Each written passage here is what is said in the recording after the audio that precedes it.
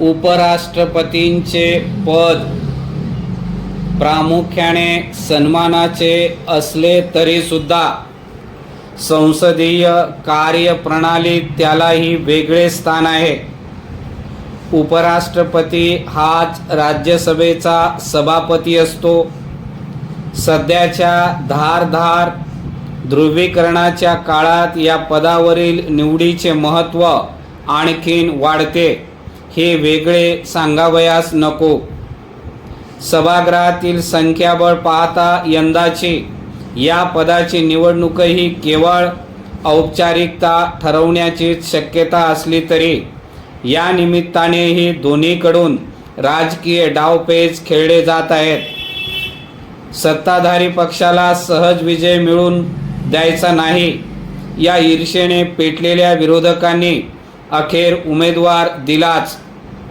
भाजप रालोआ आघाडीकडून महाराष्ट्राचे राज्यपाल पी.सी. राधाकृष्णन यांना, तर विरोधकाच्या इंडिया आघाडीने माजी न्यायमूर्ती बी. सुदर्शन रेड्डी यांना उमेदवारी दिली.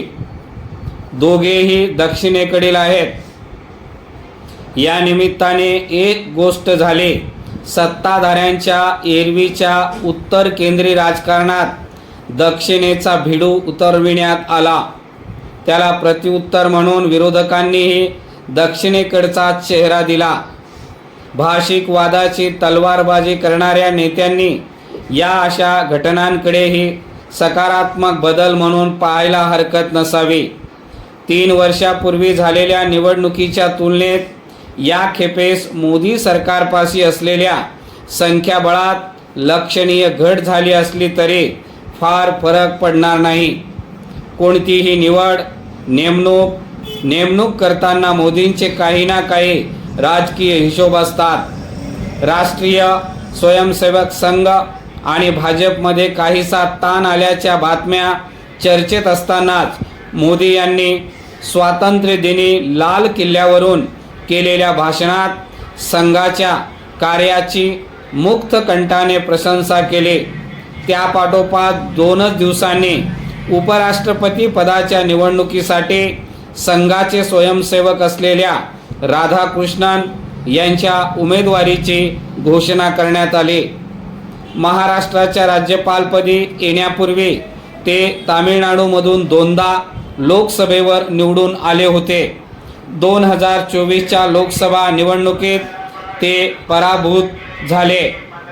महाराष्ट्राच्या राज्यपाल पदावरून थेट उपराष्ट्रपती बढती मिळत असलेले ते दुसरे.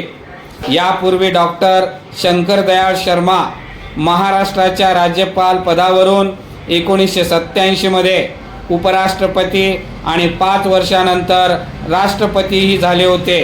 परिच्छेद इंडिया आघाडीमध्ये पश्चिम बंगालच्या मुख्यमंत्री ममता बॅनर्जी आणि तामिळनाडूचे मुख्यमंत्री S.K. स्टॅलिन यांच्यामध्ये फारसे सख्य नाही.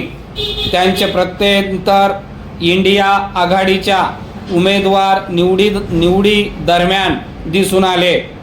एप्रिलमध्ये तमिळनाडूसह केरळ, पश्चिम बंगाल, पुदुच्चेरी आणि आसाममध्ये विधानसभेच्या निवडणुका होऊ घातल्या आहेत. या निवडणुकांच्या पार्श्वभूमीवर भाजप रालोआने राधाकृष्णन यांची उमेदवारी जाहीर केल्यामुळे तामिळनाडूतील सत्ताधारी द्रमुक दबावाखाली आले आहेत. राधाकृष्णन यांच्या विरुद्धचा उमेदवारही तामिळनाडूचाच असावा असा द्रमुकचा प्रयत्न होता. त्यासाठी त्यांनी इस्रोचे निवृत्त वैज्ञानिक एम. अण्णादुराई यांचे नावही पुढे केले. पण ममता बॅनर्जी यांनी द्रमुकच्या या प्रस्तावात खोडा घातला. राधाकृष्णन यांच्या विरोधात तमिळनाडूचाच उमेदवार देणे म्हणजे सत्ताधारी आघाडीची नक्कल केल्यासारखे ठरेल असा युक्तिवाद करीत तृणमूल काँग्रेसने द्रमुकचे सर्व मनसुबे मोडीत काढले.